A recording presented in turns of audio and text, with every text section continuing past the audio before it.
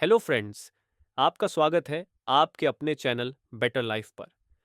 आज हम एक ऐसी किताब के बारे में बात करेंगे जो आपकी सोच, जीवन शैली और सफलता को नई दिशा दे सकती है।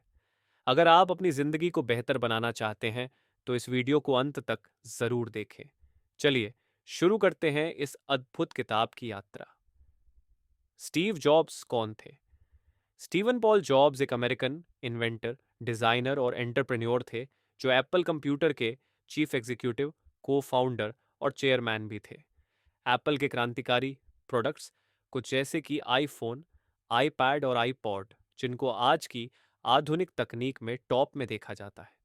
स्टीव जॉब्स के माता पिता और अडॉप्शन। स्टीव जॉब्स का जन्म 24 फरवरी 1985 को सैन फ्रांसिस्को, कैलिफोर्निया में हुआ था। उनको जन्म अब्दुल फत्ताह और जोआन करोल ने दिया था, जो उस समय शादीशुदा नहीं थे, इसलिए उन्होंने जॉब्स को अडॉप्शन के लिए दे दिया था। एक वर्किंग क्लास कपल, पॉल और क्लारा जॉब्स ने उन्हें अडॉप्ट कर लिया और जॉब्स वही कैलिफोर्निया में उनके साथ पड़े हुए।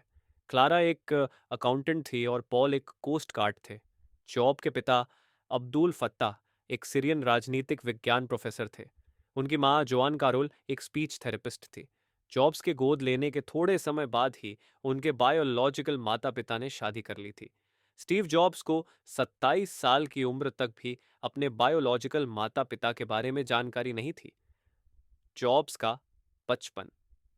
जॉब्स और उनके पिता पॉल, उनके परिवार गराज में इलेक्ट्रॉनिक्स बहुत काम करते थे। पॉल ने ही जॉब्स को सिखाया कि इलेक्ट्रॉनिक्स के पुर्जों को कैसे तोड़ा और जोड़ा जाता है। ये जॉब्स की वो हॉबी बन गई जिसने उनको बचपन में ही इस फील्ड में कॉन्फिडेंस दे दिया। जॉब्स अपनी एक बहन के साथ बड़े हुए जिसका नाम पैटी था। पॉल जॉब्स एक मशीनिस्ट थे और गाड़ियों को ठीक करना उनकी हॉबी थी। वो अपने अडॉप्टेड परिवार के साथ माउंटेन व्यू, कैलिफोर्निया में रहे। ये क्षेत्र जो पालो आल्टो के दक्षिण में था, इलेक्ट्रॉनिक्स के लिए एक बड़ा सेंटर बनता जा रहा था। इलेक्ट्रॉनिक्स में बुनियादी तत्व जैसे रेडियो, टेलीविजन, स्टीरियो और कंप्यूटर वहां बनाए जाते हैं। उस समय से लोग उस क्षेत्र को सिलिकॉन वैली के नाम से बुलाने लगे, क्योंकि इलेक्ट्रॉनिक्स में सिलिकॉन नामक पदार्थ का इस्तेमाल होता था। जॉब्स की पढ़ाई और कॉलेज। स्टीव जॉब्स हमेशा से ही बुद्धिमान और नई सोच रखने वाले इंसान थे। वो फॉर्मल शिक्षा के बिल्कुल खिलाफ थे। प्राथमिक स्कूल में बोर हो जाने के कारण जॉब्स बहुत मस्ती करते थे। उनके चौथे ग्रेड में उनके शिक्षक पढ़ने के लिए उनको रिश्वत देते थे।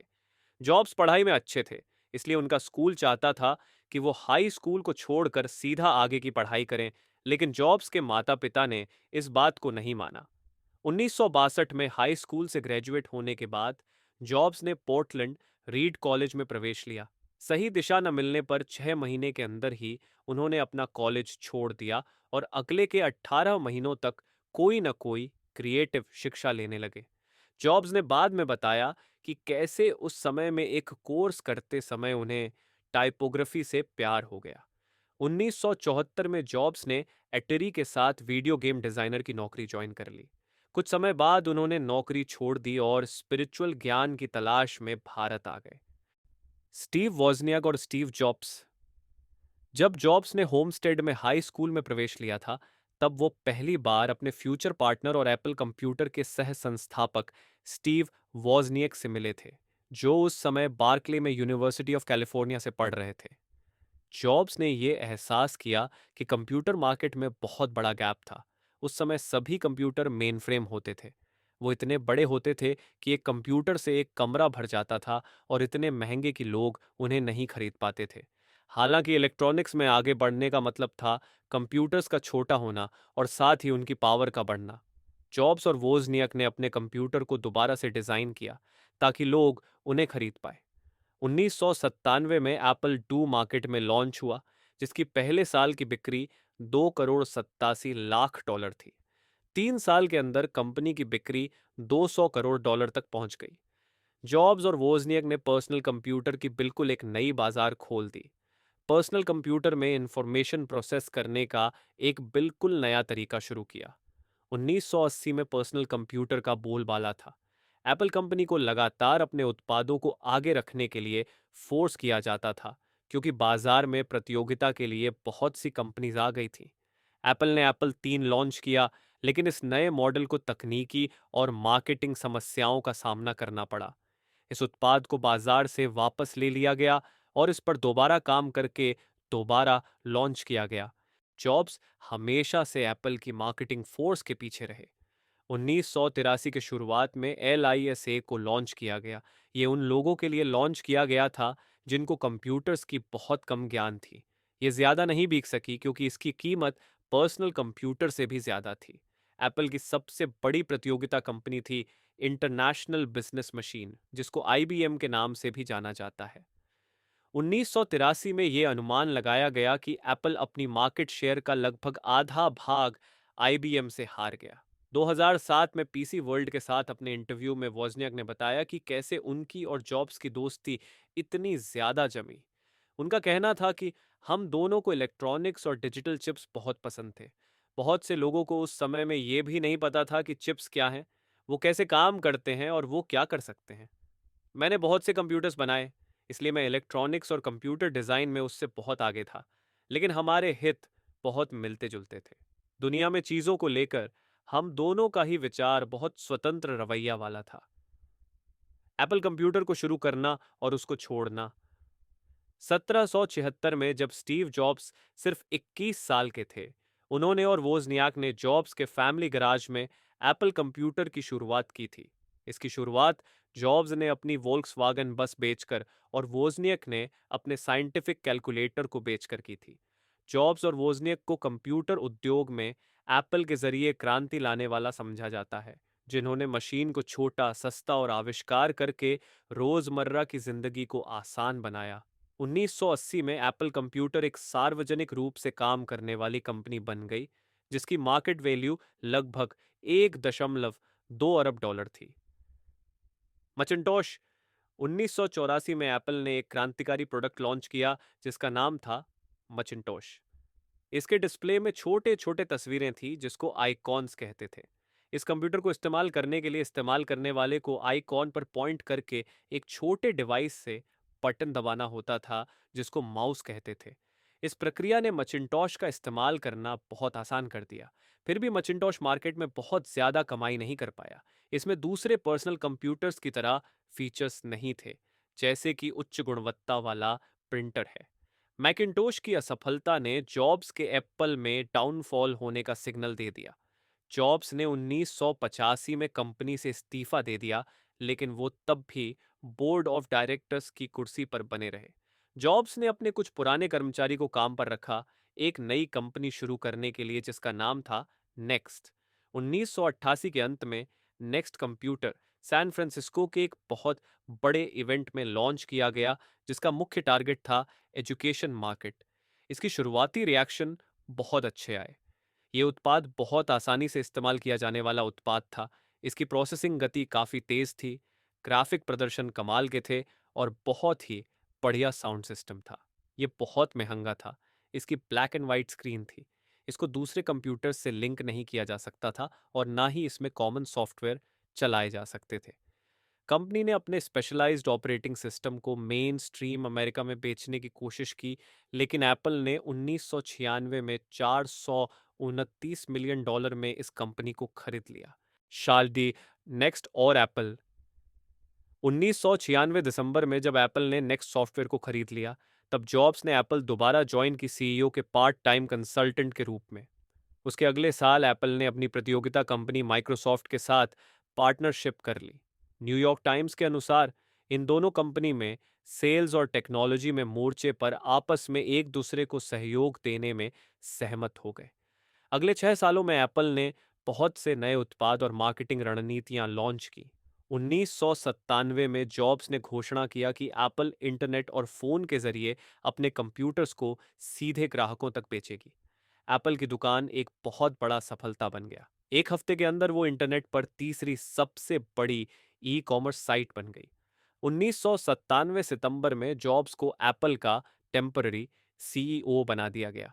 1888 में जॉब्स ने आई मैक की रिलीज की घोषणा की, जिसमें कंप्यूटिंग के पावरफुल फीचर्स थे, वो भी बहुत ही सस्ते दामों में। जुलाई 1999 में आई बुक लॉन्च किया।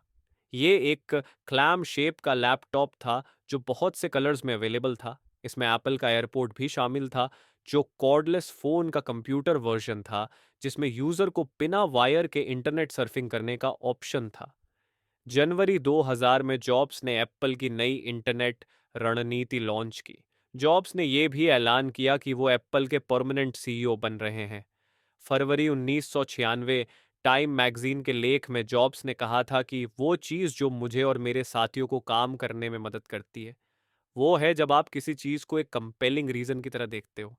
कभी कभी आपको नहीं पता होता कि वो चीज़ कैसे मिलेगी, लेकिन ये पता होता है ये आपके मुट्ठी में है या आपके कंट्रोल में है। इन चीज़ों को अस्तित्व में लाने के लिए अपने ज़िंदगी के कुछ साल देना बिल्कुल लायक है। जॉब्स ने बहुत मेहनत की अपने आइडियाज़ को रोमांचक और इनोवेटिव प्रोडक्ट्स का रूप देने के लिए, जो बिजनेस और लोगों के लिए थे। पर्सनल कंप्यूटर्स का पूरा योगदान का श्रेय जॉब्स को जाता है। वो सच में कंप्यूटर उद्योग के महान विजनरी थे। एप्पल को दोबारा से बनाना। 1997 जॉब्स ने एप्पल में दोबारा अपनी सीईओ पोस्ट को ज्वाइन किया। जैसे जॉब्स को 87 में एप्पल की सफलता का श्रेय दिया जाता था, ऐसे ही 1990 में एप्पल को दोबारा सफल बनाना का श्रेय जॉब्स को जाता है। अपनी नई प्रबंधन टीम के साथ स्टॉक ऑप्शन को ठीक करके जॉब्स ने एप्पल को वापस से ट्रैक पर ला दिया। जॉब्स के बेहतरीन उत्पाद जैसे आई मैक, अद्वितीय प्रभावशाली ब्रांडिंग अभियान, ग्राहकों के लिए अनोखे स्टाइलिश डिजाइन्स, ध्यान दोबारा अपनी तरफ खींचा।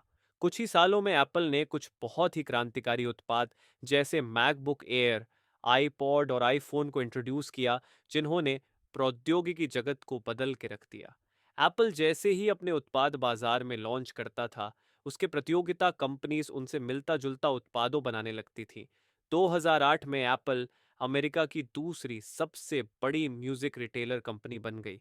अपने आईट्यून्स और आईपॉड्स की वजह से वो दूसरे नंबर पर आई। एप्पल ने फोर्ब्स पत्रिका की सूची, अमेरिका की सबसे टॉप कंपनीज यानी अमेरिका में सबसे ज्यादा पसंद की जाने वाली कंपनी में एप्पल ने नंबर 1 पोजीशन हासिल की। यहां तक कि शेयर होल्डर्स बदले में एप्पल फॉर्च्यून 500 कंपनीज में भी नंबर 1 पर रही। स्टीव जॉब्स और पिक्सर। 1986 में जॉब्स ने जॉर्ज लुक्स से एक एनिमेशन कंपनी खरीदी, जो बाद में जाके पिक्सार एनिमेशन स्टूडियो के नाम से प्रसिद्ध हुआ।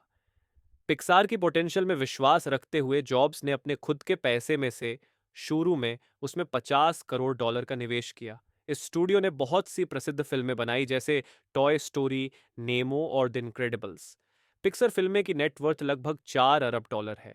ये स्टूडियो 2006 में वॉल्ट डिज्नी के साथ मर्ज हो गया, जिसने जॉब्स को डिज्नी का सबसे बड़ा शेयर होल्डर बना दिया।